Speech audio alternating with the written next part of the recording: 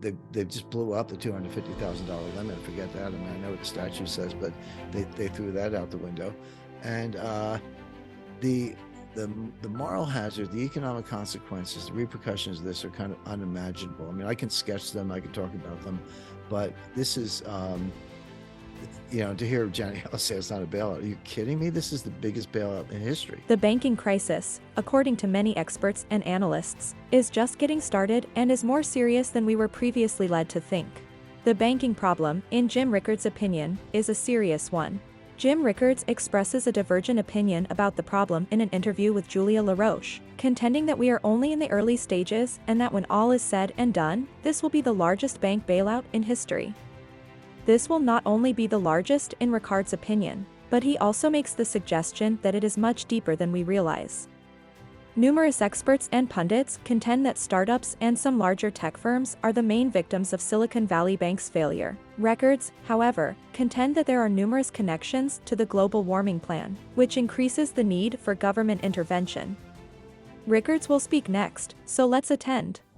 As soon as they announced the loss, and Moody's did the downgrade, you should have been ready to close the deal right then, like the next day. It's like, okay, and by the way, here's the $2.5 billion.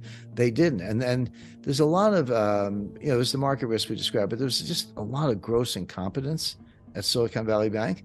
They had, we're talking about risk management right now. They had a vacancy in the risk management officer. There was like 6 months or more. Nobody was in the position. They weren't thinking about it. And then at least, and there were some good lawyers, and Sullivan and Cromwell, they represent Goldman Sachs. There was some good lawyers involved, but Silicon Valley wasn't even ready to sign NDAs. Like the potential investors were like, okay, we'll take a look, sign this NDA and give us all your books and records. And by the way, this is hairy, so it's going to take a couple days. Why wasn't all that done, a week prior or longer? And why wasn't SVP able to get their lawyers to stay up all night and do the non-disclosure agreements? So they bungled it. They lost the opportunity. And then, Peter Thiel says, get all your money out, and other VCs. I'm not blaming Peter Thiel. That was actually a very smart thing to say. But then it was just over before Goldman could get the deal done. Government takes it over on Friday night. Now, here's where it gets really interesting. The government press release from the FDIC said, okay, actually it was the state of California shut them down, appointed the FDIC as receiver. FDIC sends a press release on Friday and says, okay, we're in charge. But the press release, and I read it closely, it was interesting. It said, okay, we're all deposits of $250,000 or less, you're fully insured, you're getting your money, it'll be there on Monday. Everybody else is wiped out. That your deposit is gone, not just frozen, but gone. They gave them what they call a receivership certificate. So here's like an illiquid IOU. And you say, well, what's that worth? And the answer is, we don't know. We have to sell assets, and then we'll pay off creditors, including yourselves, and you'll get something on your receivership certificate. It's like, yeah, is it 10 cents on the dollar, 90 cents on the dollar? No one knows. I mean, you can guess, but they don't know until they sell the assets. And having gone through this with the Resolution Trust Corporation in the early 90s, that can take 6 months, a year. It actually took, I think RTC did a good job, but that took 2 years from kind of 90 to 92 to clean that up. So you actually don't know. Meanwhile, who's got the receivership certificate? Who used to be a depositor? All these startups we talked about. Well, I don't care if you have 25 employees and $2 million in working capital. You got a payroll. You got to pay the rent, pay the employees, pay the vendors, pay the developers, the coders, et cetera. And they couldn't because their money was gone. So now they were just going to sequentially and very rapidly fail. They were going to, file for bankruptcy or close their doors because they literally couldn't meet payroll. And this is where the White House got involved, because then they're like, all these techies, all these, then you have tech startups, we talked about that, but who owned the tech startups?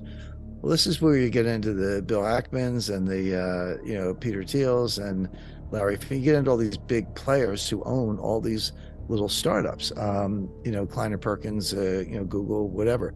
Well, who are they? They're very heavy Democratic donors. And what were these startups doing? Well, everyone thinks, I must be working on a new app. That's not true. A lot of them were climate-related, sustainable resource startups. They were working on the Green New Deal.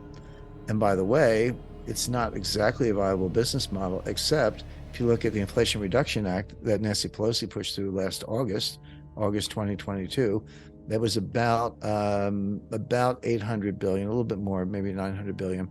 But that was called the Inflation Reduction Act, which is nonsense. That was the Green New Deal. That was the Green New Deal that AOC wanted from the start, and not all the money, but well over $200 billion was available for rebates, tax refunds, tax credits, et cetera, for people doing work in so-called sustainable resources, and many of them were.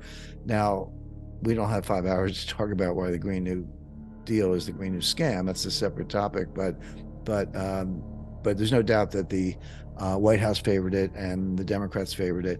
So not only do you have Democratic donors, but the clients of Silicon Valley Bank were working on projects that are completely favored by elites, Democrats and Republicans.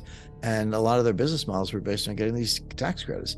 So all of a sudden, you were not just blowing up a bank and the tech startups, you were blowing up a lot of initiative in the climate change arena, which, again, I have a low view of that, but doesn't matter. The White House thinks it's great. So the ripple effects of this went on and on. There were something like 500 Israeli startups that would have been potentially put out of business. There were several hundred UK startups that petitioned the Exchequer, to get a rescue of the UK branch of Silicon Valley Bank, Chancellor of the Exchequer. So this thing was all of a sudden rippling all over the world. There were a lot of elite interests that were threatened. And so Sunday night, and I have to say, I've studied this very closely. I know a lot about banking. Sunday night at 6:15, the Fed, the FDIC, and the U.S. Treasury came out with a press release. They said, just kidding. The deposits are good. It's all good. We're going to guarantee unlimited. So now you're talking, it's not 250,000, it's 5 billion in some cases, or $2 billion in other cases. And they said yes. And so it was a 180-degree turn from what the FDIC said on Friday. It was like, the deposits are dead. It's like Dracula back from the grave. The deposits are alive as of Sunday night. And not only that, but the Fed proceeded to guarantee every deposit and every bank in the entire U.S. banking system. Here we're talking, $6 or $7 trillion of assets. Go back to 2014, Brisbane, Australia, the G20 finance ministers. They had been wrestling with the political fallout and the blowback from the 2008 rescue, because, without reliving the whole 2008 episode, that was basically using taxpayer money to bail out all the banks. They all, Bear Stearns and Lehman went down, but everybody else, they got to keep their jobs. They got bonuses in 2008. Their stock price fell, but then it went back up again. There was no accountability. Nobody got nicked. Everybody kept their jobs, kept their bonuses, kept their stock. It all went back up again, and all done with taxpayer money.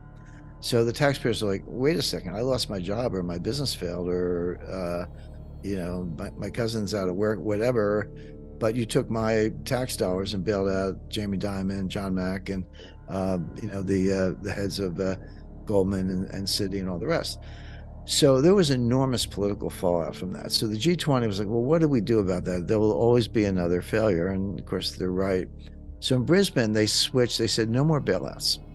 From now on, we're going to have bail-ins. And what's the difference? Bailout is when you use taxpayer money and you bail out the depositors and the stockholders. A bail-in is when you turn to the bank and say, no, we're going to fill the hole in your balance sheet with depositor money. The depositors at risk. We'll pay the insurance amount. It's 250,000 US, 100,000 euros in Europe. So we'll pay that, but that's it.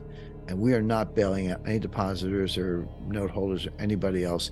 We're going to haircut them until the hole in the balance sheet is filled. And then if there's anything left, you can have what's left. But everything else is at risk. We're not going to the taxpayers. We're turning to your depositors, and they're going to suffer, and they're going to pay the price. And that was the bail-in rule. Well, it turns out, and that was 10 years ago, 9 years ago, there were no major bank failures between 2014 and last week.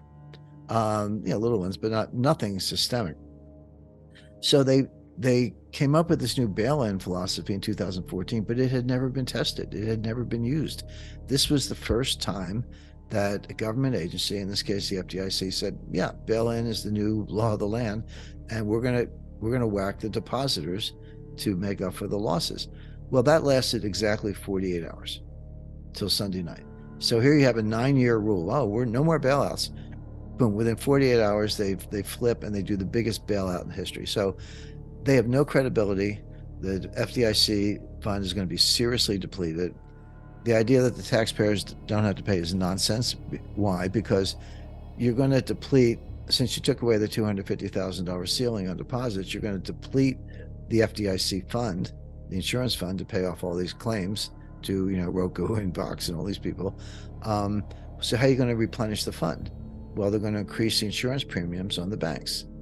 Okay, well, the banks are going to pay that, but where are they going to get reimbursed? Well, they're going to charge the customers fees, or they're going to pay you less interest. In other words, it comes out of the pockets of everyday Americans no matter what you do. You can launder through the FDIC and the bank insurance premiums, but at the end of the day, the banks are going to charge the customers, and so you're paying for it at the end of the day. So this, apart from the bailout that I described, this was a complete repudiation of 9 years of fiction that somehow depositors were going to get bail, would pay the cost of a so-called bail-in. No, they're just back to the bailout.